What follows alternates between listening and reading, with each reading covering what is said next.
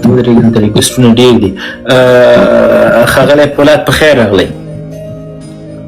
سلامونه مینه او درناوی ځواک صاحب انشاءالله روغ جوړ اوسئ. مننه ژوندي اوسئ.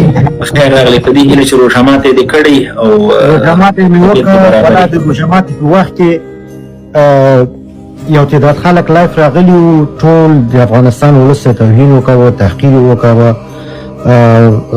ډاکټر صاحب شکیب خو خپل اعلان کړی چې باید موږ نه لر ګل خان سره وغږیږو، نه بر ګل خان سره وغږیږو، نه لنډغارو سره. خو متاسفانه دا یې ولاړه د ده په خاطر د ټول افغانستان ولس توهین سو، تحقیر سو.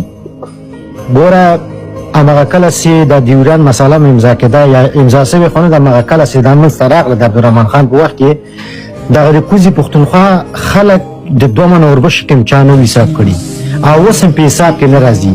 په الله قسم خورم ګوره ځانونو ته پښتون کوي، د پښتون یو اصول د هغوی په وجود کې نشته. نه د پښتون پولاد صاحب موږ او تاسو باید یو شي ته ډېر متوجه ښه بخښنه غواړم، خبره دقت کوم، ډېره بخښنه غواړم. ګوره موږ باید دا یو شی حتما ورسره منشن کړو چې ټول نه، ځکه د کله غاړې داسې پښتانه لکه ګیلمن دم سته، ګیلمن علي وزیر ده، هغه پښتنو په څېر موږ په میلیونونه لرو. خو هغه ګلخانان چې موږ چاته وایي د ګلخان لقب چې کارو هغه مشخص خلک موږ یادو. مهرباني. بلکل یو شی زه تاسو ته وایم، زم دلته یم تم دلته یې، زموږ پلرونه او نوکونه د بعضو ژوندي دي. دا پاکستان اوسنی پاکستان څه دا ژوندی تاریخ دی زموږ او تاسو. دوی د ماته یو سند وښیي، ګیلمن ته د تیږو ګوګ دیوالي منظور پښتین ته نه وي، د هغې لارویانو ته نه وي. دوی د په خپل تاریخ کې وښیي چې په خپل ناموس دوی ننګ کړی، د خپل د مړو بدل دوی اخیستی، حداقل تور یې کړی. یو سند د ماته دوی وښیي. خو دا ګرده عمر وروره ګله غلام پاتې شوي، برده پاتې شوي، نه راځي زما ولس ته توهین کوي، زما خلکو ته توهین کوي، زما مشرانو ته توهین کوي، احمدشاه ابدالي ته توهین وکړو، تحقیر وکړو. زه یو شی د دې ځینه اعلان کوم، ټول د کوزي پښتونخوا پښتنو ته اعلان کوم، دا د خپل بعضې کړۍ مو وتړئ. که داسې مخکې ولاړ شئ بیا خدای مه کړه نه شي چې بیا دلته موږ لایف راسو ډېر ښه په اصول بیا موږ پرېږدو. هر څه راسره شته او هر رقم سندونه ثبوتونه راسره شته. دلته آصف جان لایف ده، زه ځکه احساساتي کړم په دغه روژه کې آصف جان ډېر سخت توهینونه وکړل، ډېر سخت تحقیرونه وکړل او دا توهینونه دا تحقیرونه ځواب لري. دا تاسو خو صرف د پښتون نامه ایښې ده، دا بدل لري لالا چې دا توهین تاسو کړی ده. بخصوص دغه بای فرند والا ګلخان ته وایم چې بیا زه د بای فرند هم پېژنم او ټول موضوع د ماته معلومه ده.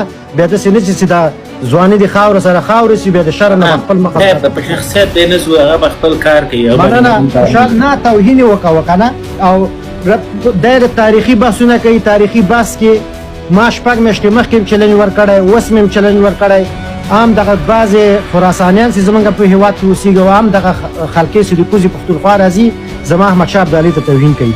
راسي ټول د ډله راسي، هر لایف چې انتخابوي زه ورسره یوازې کښېنم، په منطق به غږېږو، په دلیل به غږېږو، په اسناد به غږېږو، په دلایلو به غږېږو انشاءالله. دا وګورئ بدبختي مو په څه شي کې ده. ما درته ویلې که نه چې ته غیرت، ته د ننګ دپاره ته دې ته ضرورت نه چې ته باید اول قلم راواخلې، اول ته چېرته ښوونځی ووایې، بیا پوهنتون ووایې، بعد دغه نه ته ننګ، غیرت، ناموس ګټل زده کړي، خوره ګټل زده کړي. که د افغانستان تاریخ وګورې، احمدشاه بابا کوم فیلسوف د زمانې نه و، یو جنګیالی و د دې وطن، یو سرتیری و، د افغانستان دپاره یې څه ونه کړل. هر یو کس درته د بر وطن درته ښیم که د دې وطن دپاره دوی قربانۍ ورکړي دي. حتی راشه زما دغه د آخرنۍ شهیده پورې تر جنرال صاحب رازقه پورې، تر نور جنرالانو پورې مې دوی په وطن باندې شهیدان شوي دي. دوی د وطن دپاره ننګ او غیرت کړی. دوی ضرورت نه درلوده چې لاړ شي په پوهنتون کې اول زده کړې وکړي، له زده کړو وروسته بیا دوی ننګ او ناموس زده کړي. دا وګوره، دغه زما د کوز وطن د میندو حال ده. ښه در دا ویډیو وګوره، دا هغه بد حالت درته ښیم.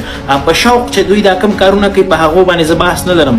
دا چې په زوره باندې کم ظلم او زیاتی زما په کوز وطن کې د پښتون خور او مور، پښتنې خور او مور سره کېږي، هغه درته غواړم پلې کړم. دا وګوره، په ده به ته کله غیرت او ننګ کوې. دا وګوره